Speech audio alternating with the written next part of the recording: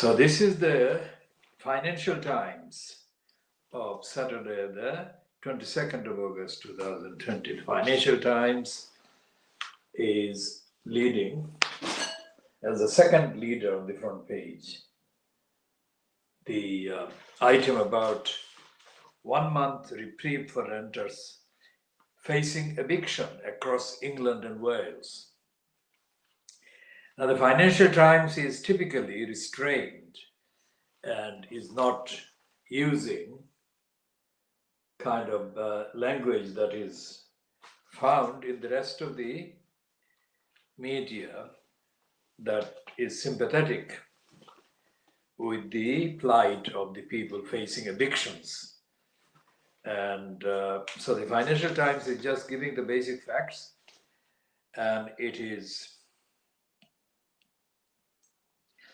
concluding its piece by quoting the landlords lobby called the National Residential Landlords Association, who are opposed to the extension.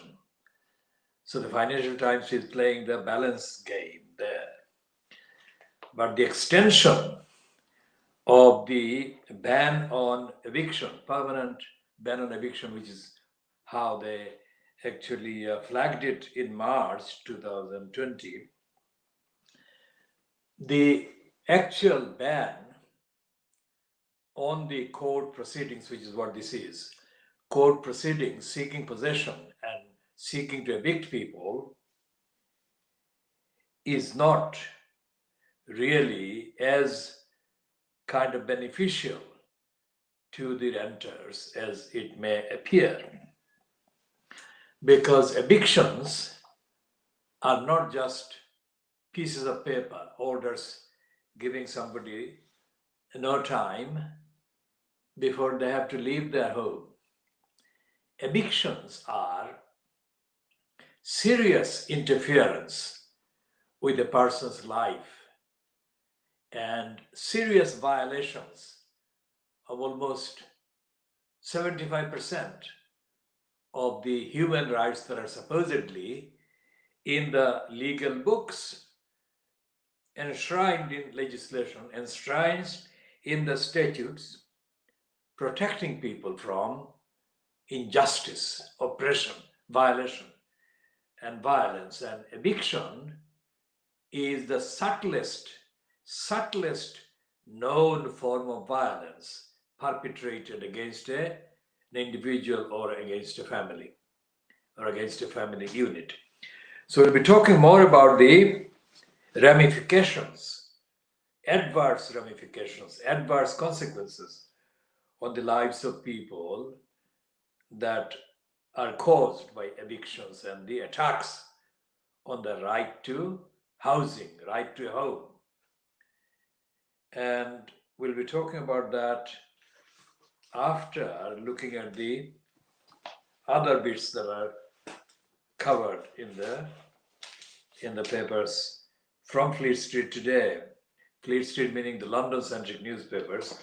We are not looking at the pages from Scottish newspapers, which are the only other substantial kind of collection of papers in one unit when compared to the London-centric ones. The Wales papers are not numerically as many as the Scottish ones, and they don't really have, the Welsh ones, that is, have real autonomy of independent thought away from the stranglehold maintained for centuries by the London-centric grabbers and occupants of positions of power.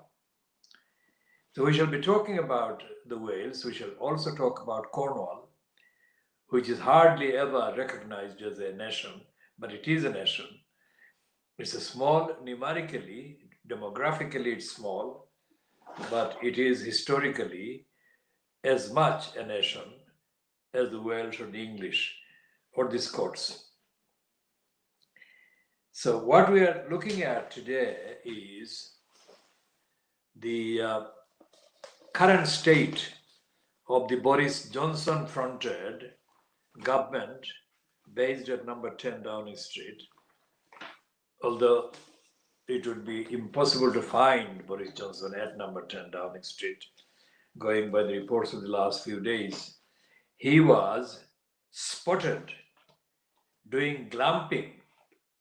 He was doing glamour camping in a place in Scotland, as has been revealed by the Daily Mail on Friday, and has been followed up by even the Sun, which is blindly supportive of the regime fronted by Boris Johnson, because the man who owns the government, Rupert Murdoch, who owns the Sun, he wants the Sun to continue to pander to Boris Johnson, no matter how unfit and how negligent, how uncaring Boris Johnson is found to be in the context of the crises that have been exposed, the result being that the government is in pandemonium, government is in disarray, government is not governing in the objective, accountable, transparent, caring way for the majority of the people in this country. And there is the main headline in the Daily Boris Graph. Boris Graph is the Daily Telegraph, which has paid Boris Johnson at the rate of about £3,000 for a token piece, a column that he supposedly wrote every year before he got kind of into number 10 Downing Street, and he's no longer writing as far as I know. But even the Daily Boris Graph is now having to admit that the infection rate is rising again, and the lockdown is going to be reinforced again against the background of the last few weeks when Boris Johnson has been playing games about removing the restrictions and claiming that all kinds of, quote, normal pre-pandemic activities can be resumed. That shows a lack of connection with the reality. Most people don't agree with him because the evidence is that the pandemic, far from having been over, it is still around and very much as uncertain, as unpredictable today, 22nd of August 2020, as it was at the beginning, late January, early February.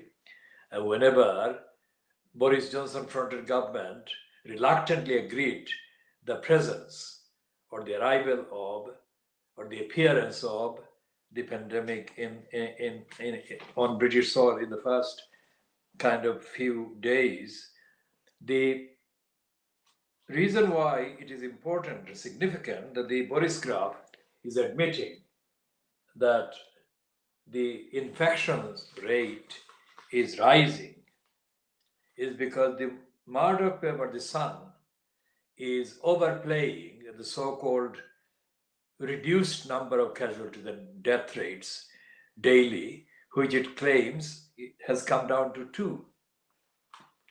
That's not true. And it is not just me saying it, it's not just people who are critical of The Sun and Murdoch, but even ideological bedfellows like the right-wing Daily Telegraph has to admit, on the sheer strength of numbers and the evidence, that far from going away, the pandemic is very much here.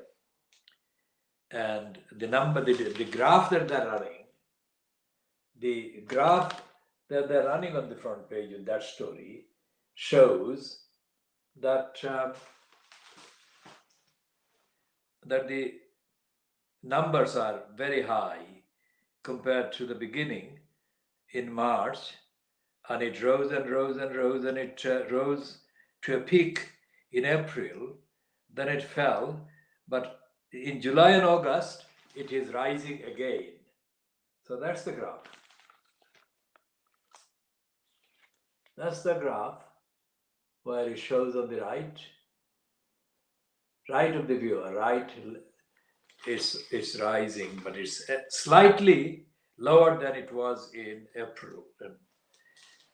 So the evidence is that the pandemic is far from over and it's not going to go away. There is no saying, there is no likelihood of anyone knowing what will make it go away, except for everyone to frantically, everyone that believes that the pandemic is very much here, to frantically do anything in order to slow it down at the most or at the best. And there is no excusing anyone saying that it is all okay and the pandemic is over and normal business can be resumed. Normal business cannot be resumed. And even the Boris graph is now having to be forced or has been forced to run this story about Boris Johnson's holiday hideaway. He has been caught on camera. Clearly that picture is the evidence of Boris Johnson appearing to be not in the best of conditions. And it's a Scottish hideaway. And the evidence based on Boris Johnson's latest disappearance from the action is showing the pattern, or is reinforcing and strengthening the pattern of Boris Johnson as the head of the government or regime being prone to disappear. One, as the head of the government, he is needed at the center of central government decision making. He has been condemned by the opposition, but the opposition is like the toothless kind of opposition these days. Their criticism don't actually bite, because the number of majority MPs, the number of MPs that Boris Johnson's Conservative Party has in the House of Commons is about 80. So it is unlikely that numerically any challenge, any motion seeking to defeat the Boris Johnson fronted government's behavior or government or unseat it is most likely to be defeated by the large number of MPs that he has got on his side. And the Telegraph is not, as I said in the last edition, the Telegraph is not telling the truth about Boris Johnson being caught absent. The Telegraph is looking for ways to justify, to make excuses for him to be there. And this subheading, the headline is Highlands over High Life, PM's holiday hideaway. And then the subheading to that story reads, the Prime Minister's choice of summer break was typical of him. It's a brazen peddling of Boris Johnson's irresponsible behavior, and the behavior that leaves his government unattended and his duty to govern unattended. So the robbery of the children's grades that was openly denounced and was effectively used to obtain a reversal of the corrupt algorithm, that has been now compounded by Boris Johnson staging this hideaway or appearing away from the scene when there are any number of urgent issues affecting hundreds of thousands of people in Britain. And the one that is currently on the table and has been in the last 48 hours is the threat of eviction, threat of loss of home faced by hundreds of thousands of people. Now, as I said in the previous edition and in the editions before, the numbers of people in poor housing or no housing or bad housing, insecure housing, and in effect, de facto, no home, no place to call home, despite the fact that they may be at an address. The numbers are anything between 8 to 10 million people in this country. Housing rights are one of the most persistently violated rights in Britain. They have been for the last 70 years. Despite the occasional periodic kind of stunts staged by whatever government was in place at the time, the housing and right has not been recognized in Britain. And this is contrary to Britain's being an active signed up member of the United Nations, whose founding charters dated the 10th of December 1948 included peace and housing and home and related rights. And in the 72 years since the actual declaration of the 10th of December 1948, successive governments in Britain, after the Clement Attlee fronted one of the 1940s, the first one after the end of the so-called Second World War, all the governments have failed to apply the level, the fact and the level and the status of compliance by the UK with the objects and the declarations and the charters, the conventions of the United Nations. And as in 1998-99, Tony Benn spoke in the House of Commons, remembering the founding of the United Nations organization. He said that obviously the first aim for the United Nations to achieve would be to end the scourge of war. But he didn't read because the details are longer than he would have time to read and go over. But the essential fact is that a right to housing, right to home, secure home, and right to decent income, and right to freedom of expression, right to freedom to express opinion. All of these, and of course, employment and other rights, and right to expect equal treatment, regardless of the gender or race or ethnicity, whatever. So all these have been in the book, statute book, and the member nations statute books. Yet most countries, and especially Britain, because members of the British delegation to various events and various founding activities and committees for the foundation of the United Nations were very much significant vocal numbers of British, quote, jurists, constitutional law, constitutional rights advocates, and fighters against war and warmongering.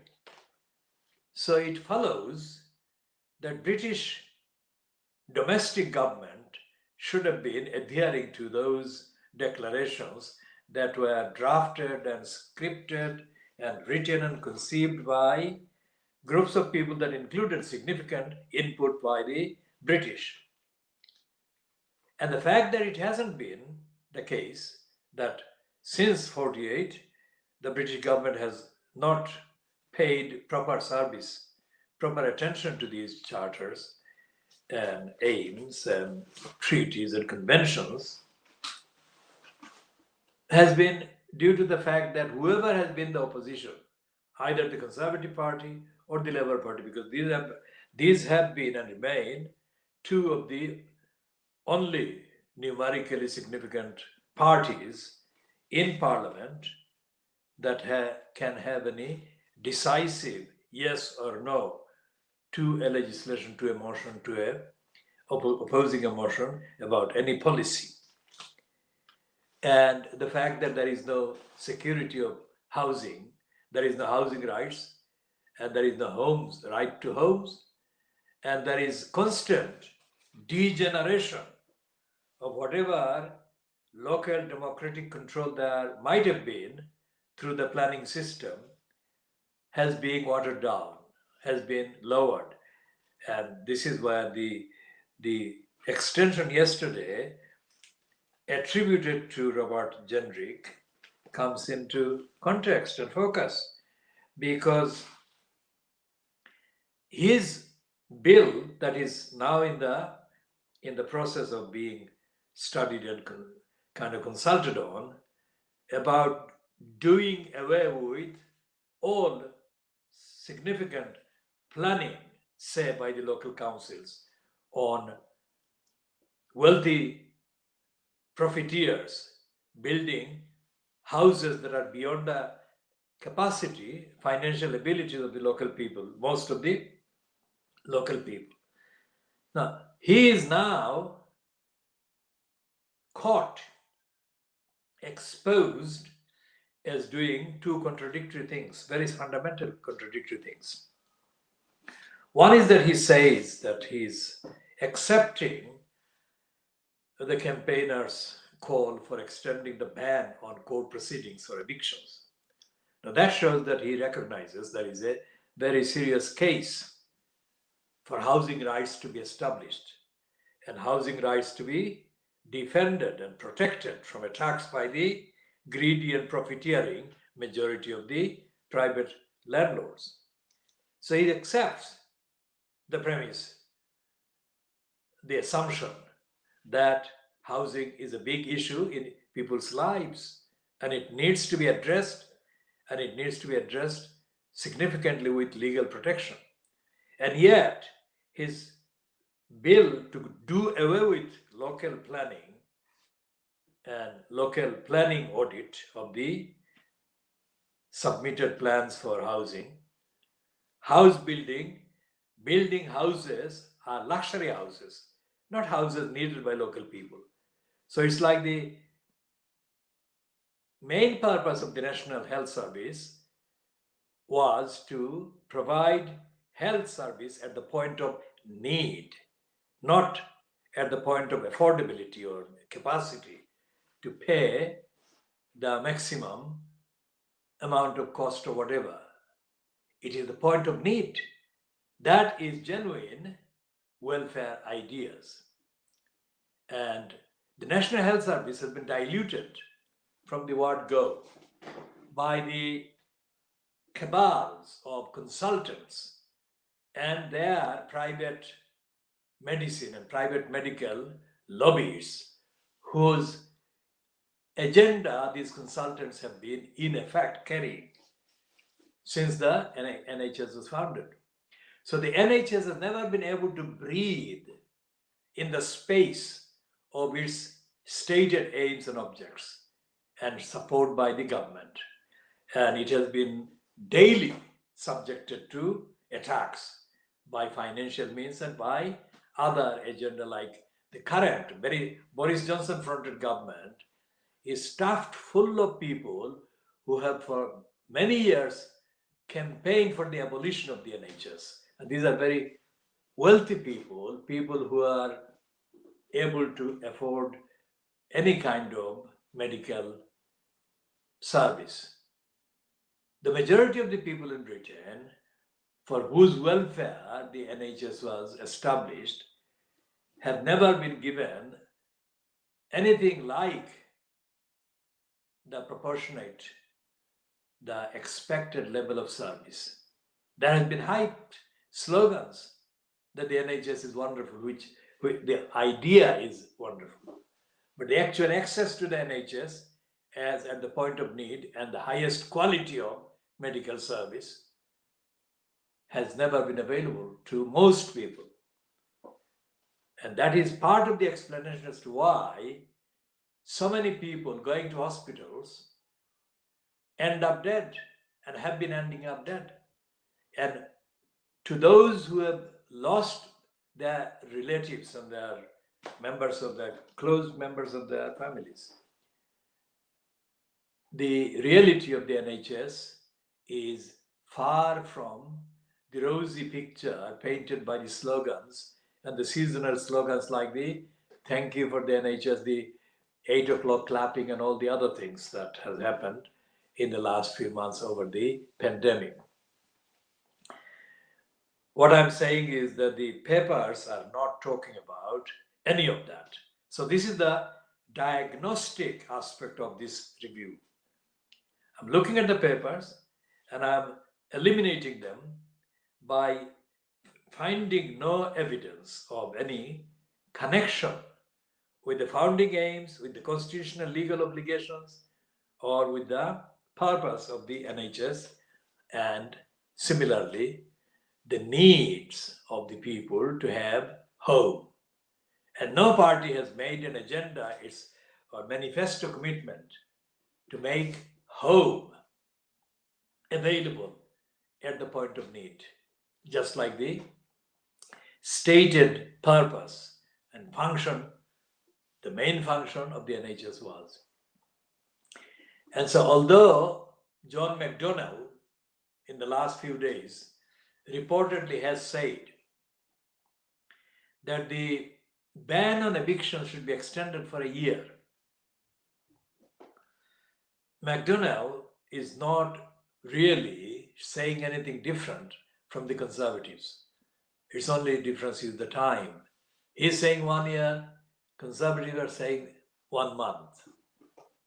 He is not saying anything about what causes people to lose their homes or what numbers of factors cause people to be evicted or subjected to harassment, subjected to losing their homes, and how much of people's lives on average are wasted, destroyed by the uncertainty of having no home or uncertainty of having no security of having a home. So these are aspects to do with the duties of the local council, duties of antisocial behavior, the lack of accountability by the local councillors. And in the cases of Newham, Tower Hamlets, Hackney and Lewisham, where there are 4 elected mayors, these councils are even less accountable to the local communities, local electorate, ordinary people, than they would have been if they had the councillors having a voice. Once you have in place an elected mayor, you then remove the basic democratic say by the elected councillors. They may be there on the council's list, they may be getting their allowances, but they're not representing the voice of the people. And in Tower Hamlets, for example, we have seen in the last 5 years since John Biggs replaced Luther Rahman. Biggs replaced Luther Rahman the first time on the 11th of June 2015, when the first election was held to the post of the executive mayor after the election commissioner, Richard Morey, QC, abolished the result of the mayoral election of May 2014, which was the last election, quote, won by Luther Rahman. Now, in the last 5 years in Tower Hamlets, since Biggs has been elected, now Biggs has been now elected for more than once. And Biggs' election as the mayor, replacing Luther Rahman,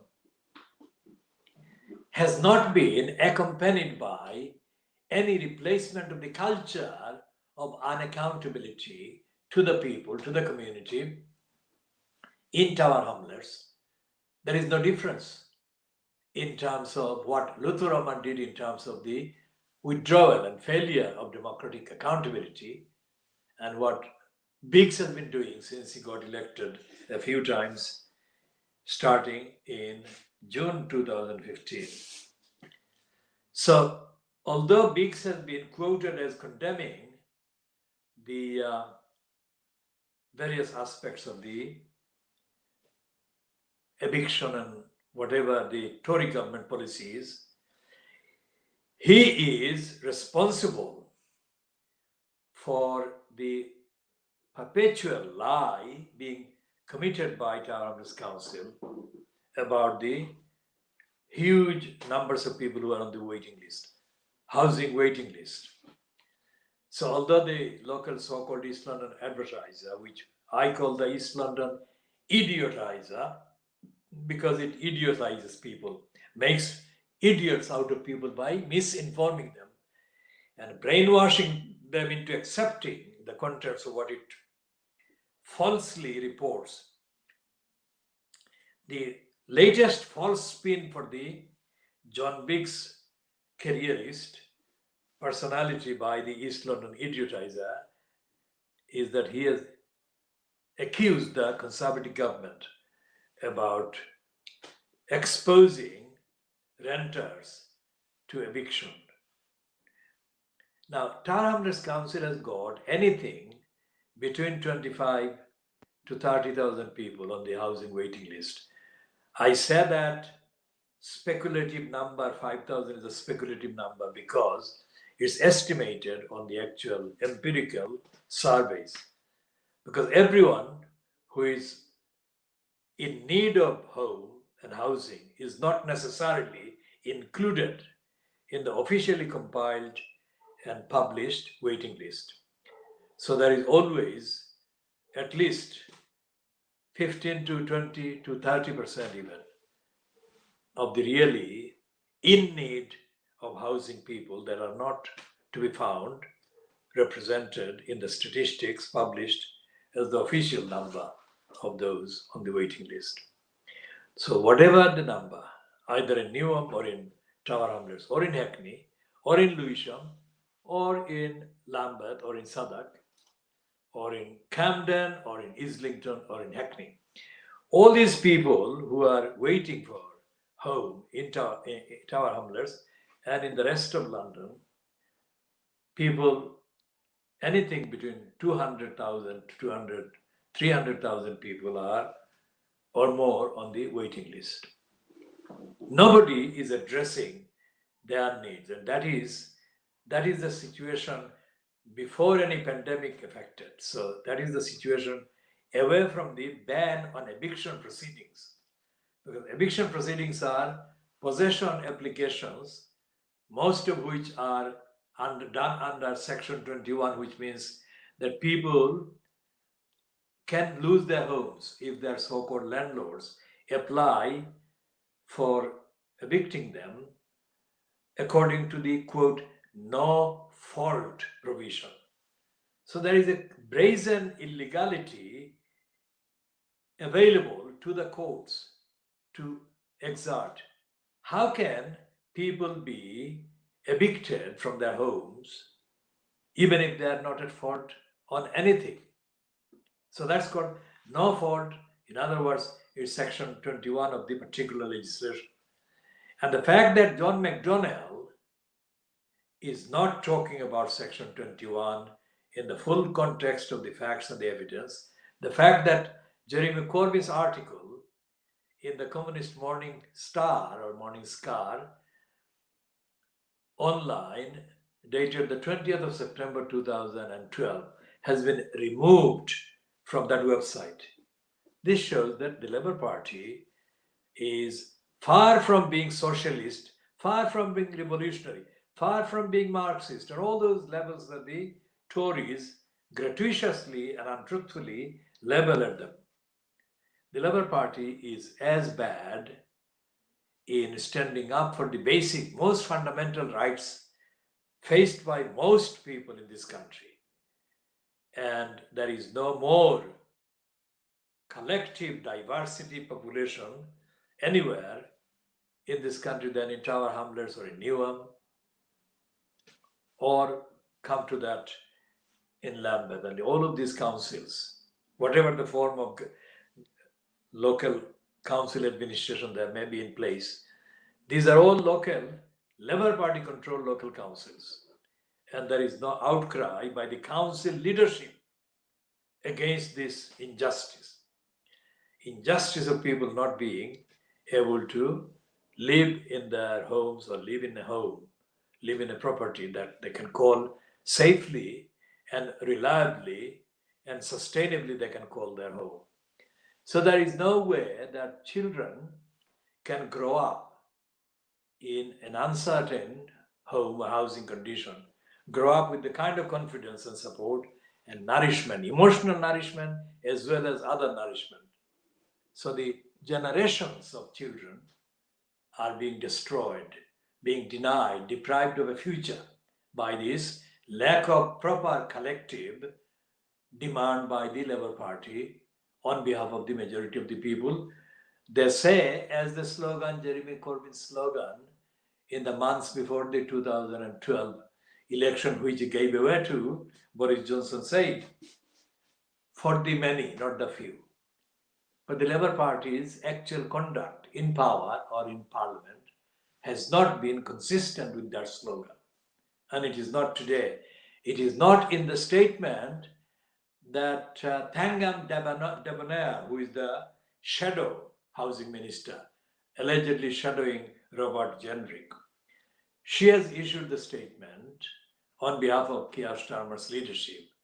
And she has issued a completely facile, useless, completely unrigorous statement. As I said, McDonnell did not go into the actual full reasons of the homelessness crisis or housing crisis facing people. And Jeremy Corbyn, who wrote a kind of trendy article, which was published online on the 20th of September 2012, which I then advocated for. I lauded that piece as being, mainly being a rare piece by an MP about housing. And I went on because I was presenting a radio program and I started that program. There is a 1-hour program on that day. And I devoted the whole hour to explaining the housing crisis and relating what Corbyn had said in that article with what was actually happening in local Labour-controlled councils. So this is now 8 years since Corbyn published that piece. And the Communist Party Morningstar website has removed that article. I have to say, there is no reason why they should have removed it because it was not radical. And I say again that contrary to the myths created by the Conservatives and their media in Fleet Street, Jeremy Corbyn is not a revolutionary. He is not a socialist. He is a very moderate person who is not a Tory. And he has no rigor. As I said, this is the reason why I called him the garden gnome, who actually gave away the opposition to the Conservatives and handed the election to Boris Johnson by agreeing. Unnecessarily agreeing with the call for an election on the 12th of December 2019. Boris Johnson should have been left waiting. And that would have been the way to end Boris Johnson's tenure. But Corbyn didn't grasp that intellectually, nor did any of his advisors or rest of his shadow cabinet members. So we're talking about extension of the ban on eviction proceedings in the courts until the 20th of September. But that is not going to be in any way, shape or form an end to the problem faced by the targets of these evictions. And we shall be continuing diagnosing the evidence as it emerges and updating. And we continue on to the next topic, but again have a look at the daily Boris graph admitting to the disastrous image of Boris Johnson being unavailable to address the urgent issues of his so-called government. And there is this piece about the robbery of the children's grades by the Conservative government fronted by Boris Johnson. And this one is allegedly an exclusive about Ofqual. Ofqual is the body that was responsible for the actual overseeing of the results. And its head threatened Gavin Williamson, so-called cabinet minister for schools, who was the robber of the grades of the ordinary schools children and the children of the low income or poor family backgrounds. And so this is the one that it says that the chair of the Ofqual threatened to quit this week unless Gavin Williamson publicly backed the exams regulator and admitted it was behind the U-turn that salvaged millions of student grades. So this is a competition between Williamson, that is Boris Johnson, and this regulator, because they had to overturn, reverse the robbery, and they wanted the claim that they had made the reversal to be recognized.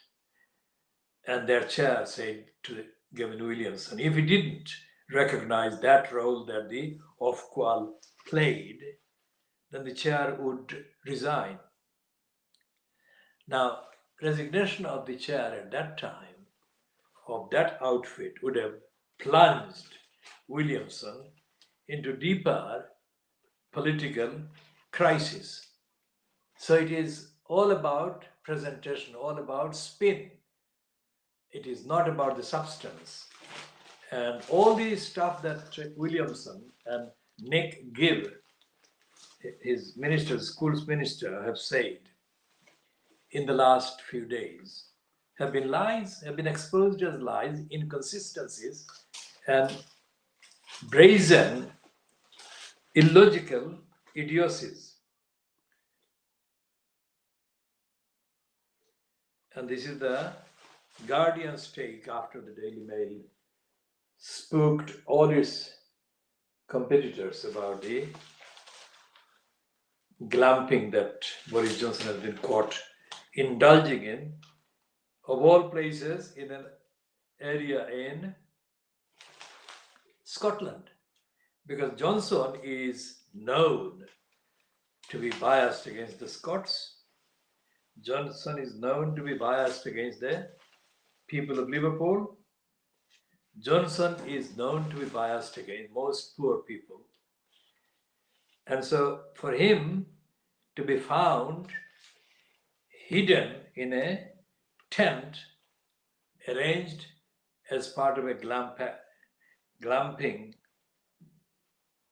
operation cannot be treated as a plus point for him. It is another minus point for him.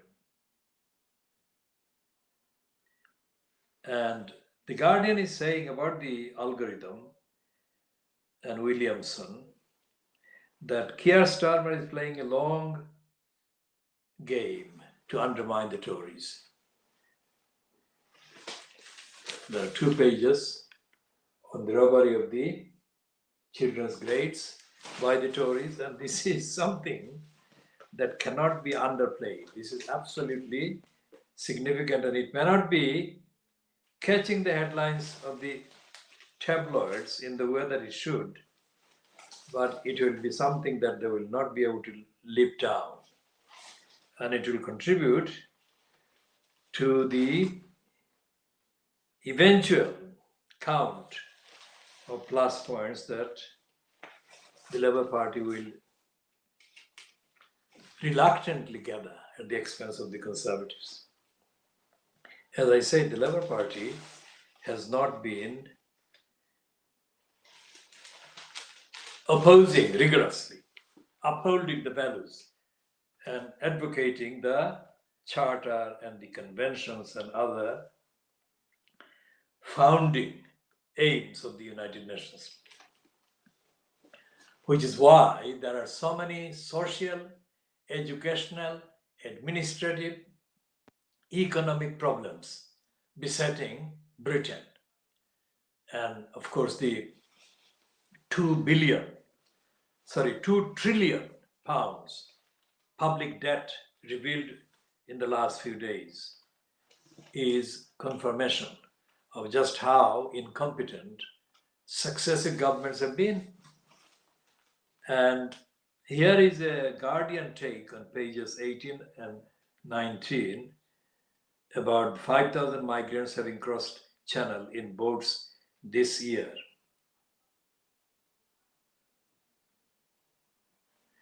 And they're still continuing the case study report on Abdul Fattah Hamdallah, the 28-year-old Sudanese man who drowned near the French coast on his way to England. They're saying that where he comes from in Sudan, there is no school, no doctor, and little hope in a village not on the map. That is his village. And what there is missing from this piece and missing from the rest of the Guardian's coverage is that the United Nations factor. The reason why the United Nations was set up was not an accidental stunt.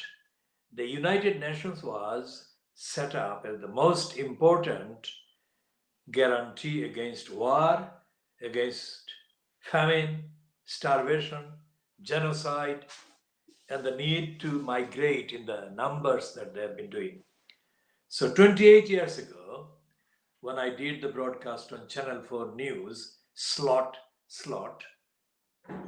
in January 1992, I told the then Prime Minister John Major that the biggest crisis facing the West in years to come would be the need for people from Africa and in large parts of Asia.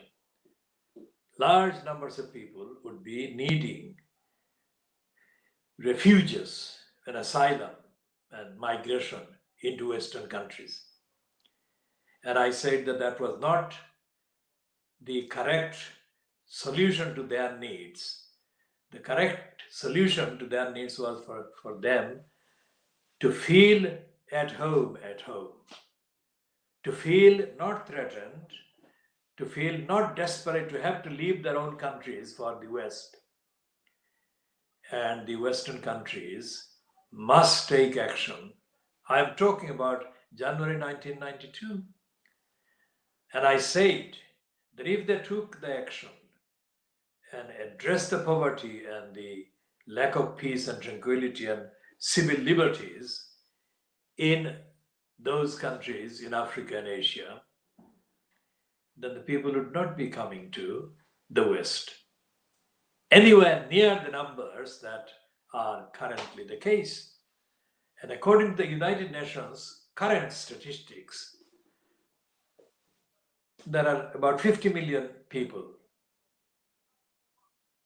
50 million people migrating out of their homes in need of home, asylum, refuge in the world.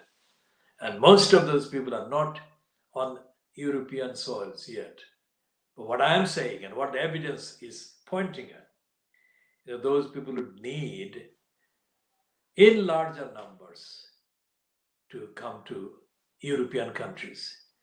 And anyone who talks about Nigel Farage and others scaremongering and Priti Patel scaremongering must understand that these are irresponsible, tiny-minded, petty people who don't care about the ordinary people's lives being affected by large numbers of migrants.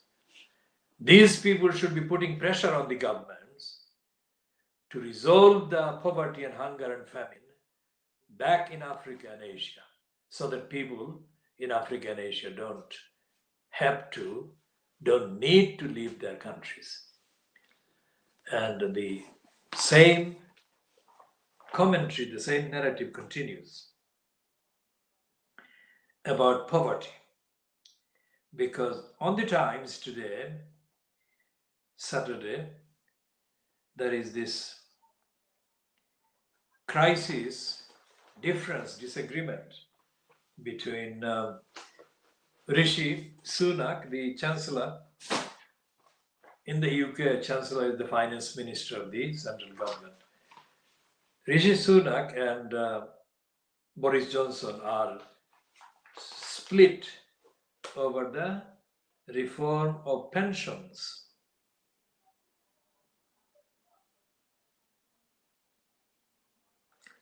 And here, Sunak, who is a practicing hedge fund exploiter or hedge fund careerist, Sunak wants to take away the protection that currently exists around pensions. And his argument is the same typical argument advanced by laissez-faire profiteering, big business operatives. They say it's too expensive to provide security of cover and protection to pensioners. Just like they say the NHS is too expensive. They say the social care is too expensive. If everything that keeps society together is expensive, then what they're doing is they're doing away with society altogether, which is what Margaret Thatcher said. She said there is no such thing as society. So they're saying that Sunak is trying to get rid of pensions protection. And they also say that there is a split between Sunak and Johnson. But they don't say that Johnson is not any less laissez-faire than Sunak. The reason Johnson doesn't want the protection to be removed is there will be absolute tsunami of protest and reaction from, quote, Tory supporting voters, because large numbers of Tory supporting voters are pensioners or very soon to be pensioners, and they will be affected. Their pocket will be affected by the removal of the protection that Sunak is plotting to remove. Okay, back to issues to do with directly East London and Tower Hamlets, and this is Crossrail. They're saying Crossrail has been delayed to 2022 as the cost rises by 450 million. But they're miswriting this headline because the cost rise is not by only 450 million.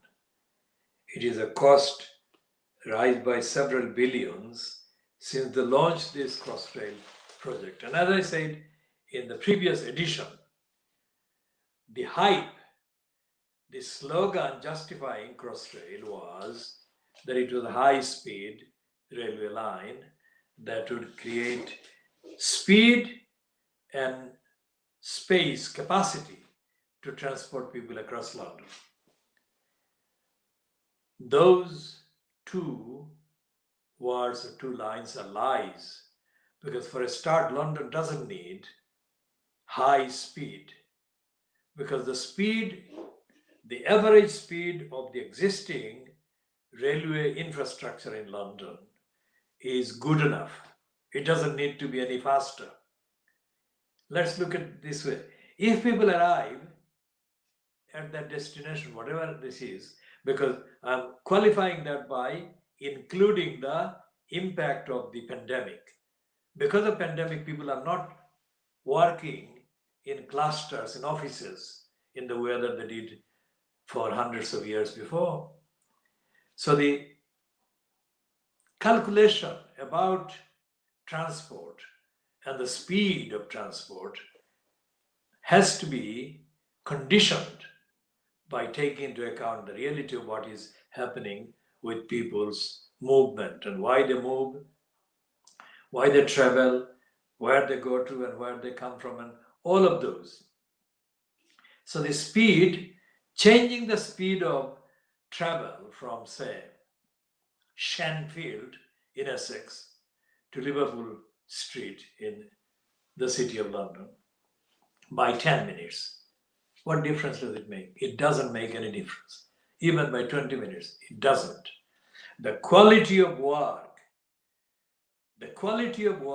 depends on people's tranquility of mind and peace of mind and the actual safety of their condition, their situation, and the security in their mind.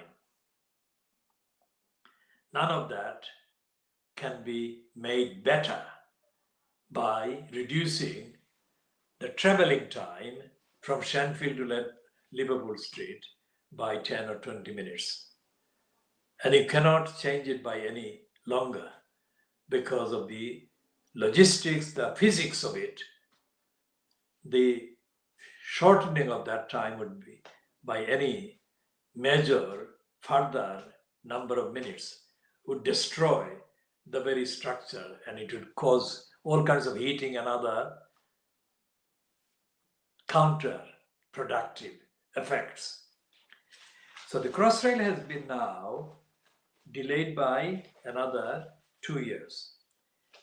And the reason why it is a topic of absolute central relevance to what the Khoodeelaar campaign that I organized in December 2003 comes into relevance and effect is that we have been saying right from the beginning that the people who are pushing the agenda behind Crossrail are big business that want to get the contract, get the money, get their hands on the money, which is billions of pounds of public money in the contracts.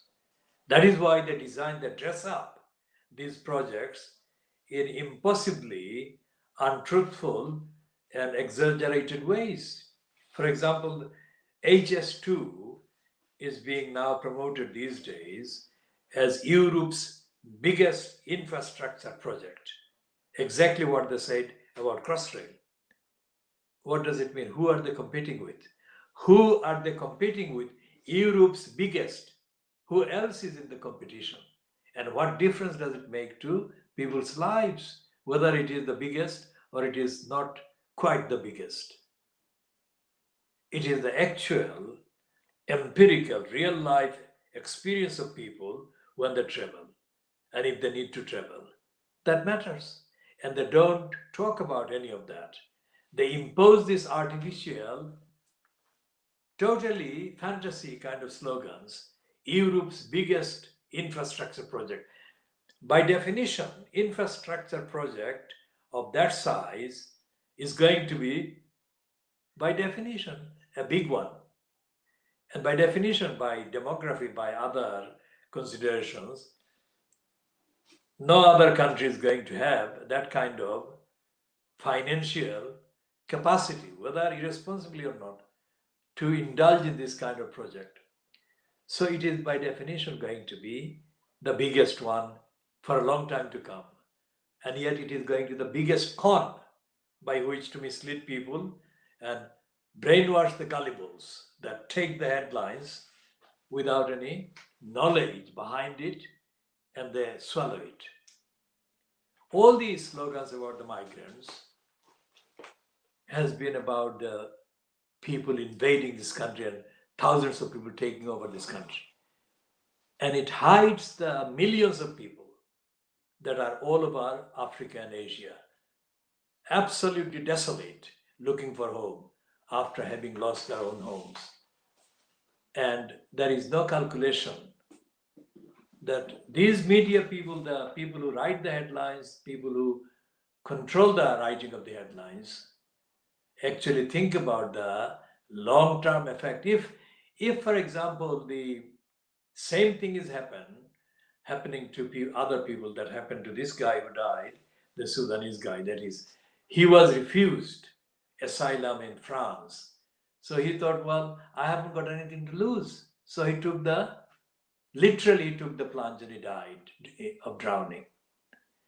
If that kind of desperation is created in the minds of millions of people who think that, well, we haven't got anything further to lose, so they can make way for Europe in their millions.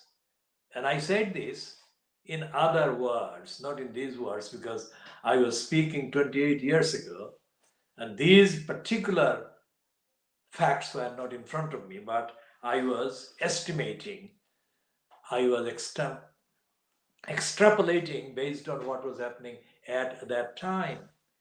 So the point is that none of the politicians who are threatening the ordinary gullible people in Britain with the specter of migrants coming from Africa or Asia, they don't understand even a fraction of the reality that will hit the entire economy, the entire countries, if there is no solution left for these people back home and they have to try on the last one that is available and they will head for Europe. I am saying that should be averted, that should be avoided, and that can be avoided, can be averted by the European governments taking action against the poverty, hunger, famine, and war that are going on in those countries right now and have been going on for decades.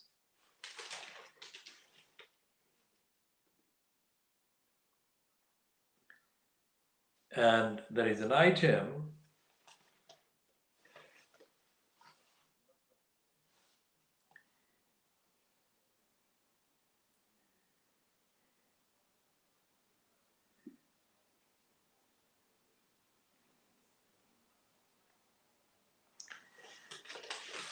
there is an item about the French, German pupils and teachers in quarantine as the virus surges. This is exactly what is going to happen in this country, because Boris Johnson is bent on forcing schools to be opened again in September, which is just literally a week away. Literally a week away. So if he forces schools to open again, then what is happening in Germany will happen here. Pupils and teachers will be in quarantine because cases of the virus will surge. So Boris Johnson is not only physically away from number 10 Downing Street and physically away from the cameras, he is mentally incapable of calculating cause and effect. And is mentally incapable because he is not mentally engaged. Boris Johnson is not engaged with the people. He doesn't care about the people, which is why he says anything flippant, anything irresponsible, and anything that he thinks will give him the, quote, positive spin for the moment. So he says, get the schools back, open the restaurants, get the business. I mean, these are irresponsible utterances of a very ignorant, irresponsible person. He is not fit for office, let alone fit for being the prime minister. On the evidence, I have no agenda against him and for somebody else. I'm talking about the agenda of evidence, the evidence in front of us. consistent evidence. Now here is the evidence from the West Midlands, where this crisis is affecting huge parts of England, central England. So many crises, including Yorkshire, poverty and hunger and all these things locally, lack of housing. Now this is housing statistics don't add up, says Mayor. Now this needs a bit of reading of the at least first two paragraphs. It's a Midlands correspondent, Neil Johnston. It says ancient woodland that once formed the forest of Arden is threatened by plan to build thousands of homes based on population forecasts that some deem implausible. So the same thing is happening in the Midlands. Degenerators, wealthy profiteers want to build homes, but not homes for the local people, not homes that local people socially need or can be given. It is market housing at market rates. But they are doing that by destroying or plotting to destroy ancient woodlands. And the same thing is replicated right across the country.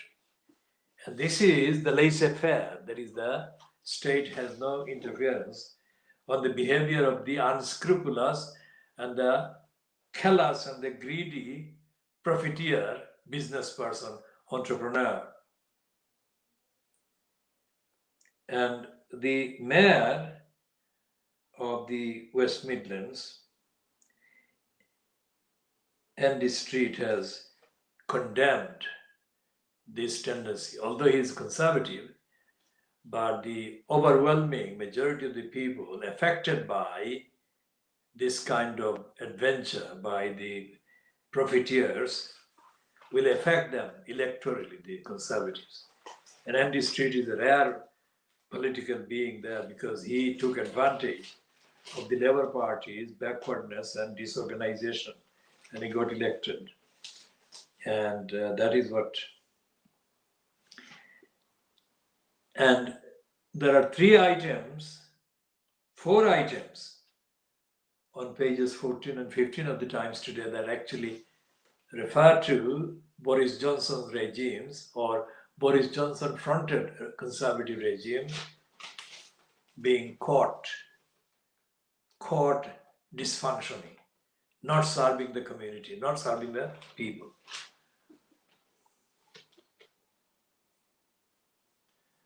And the first one is about why Boris Johnson didn't sack Gavin Williamson. And the Times report is saying that it's because Williamson, who is a former chief whip, has got too many secrets, illicit facts about the illicit behavior of too many MPs, that he would release them and embarrass the government if he were sacked. That's the summary of this two-page spread on him. And the other one is the Examination Regulatory Board's bosses quit threat force minister's hand, force Gavin Williamson to accept the reversal and the reinstatement of the results. So that is a negative for the Conservatives and the Boris Johnson fronted regime. And there is this item about the evictions ban being extended. Now it's not at all correct to say eviction has been banned. What has been banned or suspended is court applications and court processes seeking to evict people has been delayed. That is what the ban means. It doesn't mean that evictions have been banned. So it's nowhere near what the people need. It's nowhere near what the economy needs. Because evicting people and making people unsafe, insecure in their homes or about their homes drastically removes the capacity for them to contribute economically and it removes their capacity by anything like 50% or more. Because if somebody cannot sleep in peace or peacefully at night because tomorrow they may be kicked out of the home, there is no way that they are in ordinary, healthy condition. And if they are not in ordinary health, they cannot be doing the ordinary work that they otherwise could and should be able to. So these are the representative items of the times today that I have diagnosed and correlated and connected with the reality of the behavior of the Boris Johnson. There are other items, but they are similarly the trend. The line is the same, because what they're saying is that the tendency under this government is to stage U-turns. And the Times is saying, repeated reversals of policy by the government indicates a lack of hard-headed planning and suggests underlying weakness. Exactly what I've been saying. But they are not saying, as far as I'm saying, what I'm saying is that the conservatives are constitutionally, morally, politically unsuited for government of a decent democratic society. That's not what they're saying. The headline is saying that, but that is not what their explanation is.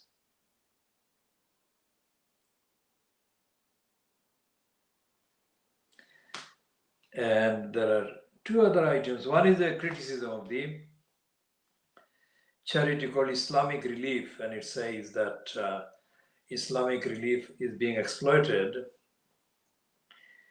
by extremists among Muslims.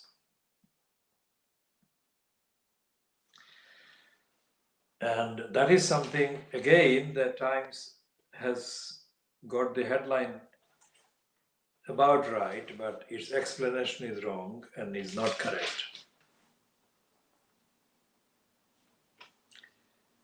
And the Peace Against Russia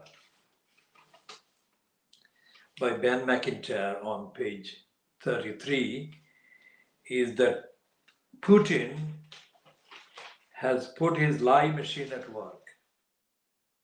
And that is something that neutralizes Boris Johnson, who has been identified as a beneficiary, both about Brexit and also about the Russia report and other factors, including his making a member of the House of Lords, making the son of an ex-KGB agent a member of the House of Lords, because Boris Johnson has been a frequent guest in Italy of the owner of the Evening Standard, whom he has now made a member of the House of Lords. In addition to other people he has made members of the House of Lords who are completely unfit for being members of the upper house or any house of the British Parliament, because their sympathy for violence and criminal activities disqualify them from being appointed to those positions.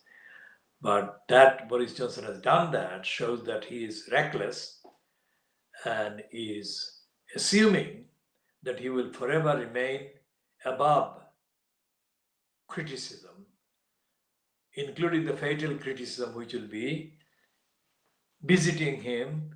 It's a matter of time, I am saying that Boris Johnson will be ousted from the post. It's only a matter of time, because the routine ritual U-turns that he's staging, as the Times concludes correctly, that it's a sign of weakness. And I'm saying it's not just a sign of weakness. It is a sign of the criminal project that he fronts coming to light. And it's far more serious than just a weakness. And the criminal project is already in view by various behavior. The problem is that when Boris Johnson is ousted, what will replace him must be not only better than that, but completely different and completely geared to addressing the government resources, public resources, to meeting the needs of the public and to tell the people the truth and to disengage the UK from poverty creation, war businesses that give rise to and force people to leave their homes and seek shelters and refuges and asylums in the Western countries, including Britain. Any person or any group of persons, MPs and others, who genuinely care for their community, their country, would be doing that instead of blaming some unidentified or unidentifiable or untruthfully named source. For example, Boris Johnson blaming the migrants for destabilizing the country. Absolute lie. There are more people losing their stability and their homes because of local council, central government policies than any number of migrants can cause ever to the people. That is the fact. And the diagnosis of the media, the crux of the diagnosis and the diagnostic piece is that the media doesn't say what I'm saying. And what I am saying is fact. And the media is hiding the fact and hiding the truth. And the Daily Mirror is imitating the Sun about this footballer being in jail in a European country. That is completely irresponsible, and it shows that the Daily Mirror, contrary to the image that it supports the alternative to the conservative ideology, it doesn't. It supports the same empty, immoral, materialistic, profit-geared, short-term agenda that Murdoch actually dominates. And it is in competition with the Daily Sun, the Mirror is. Now this piece about the eviction is supposed to be the editorial opinion in the Daily Mirror.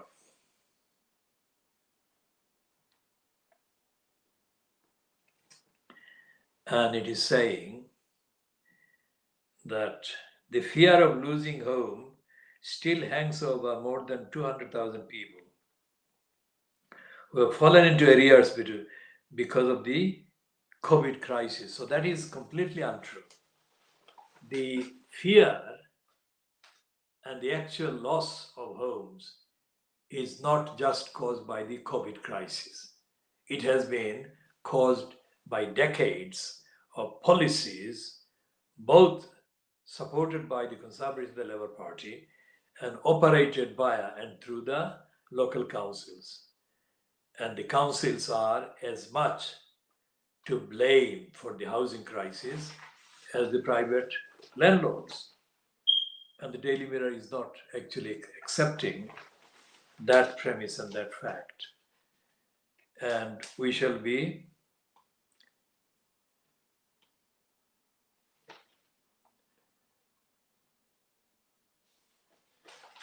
continuing the diagnosis in the next part, except that this one, the next part that is will be including a roundup of other topics taken from the survey of activities publicly accessible and affecting people in Tower Hamlets, in Newham, and in other parts of the UK. And we shall be talking about the United Nations as well, and how the United Nations bureaucracy itself is failing.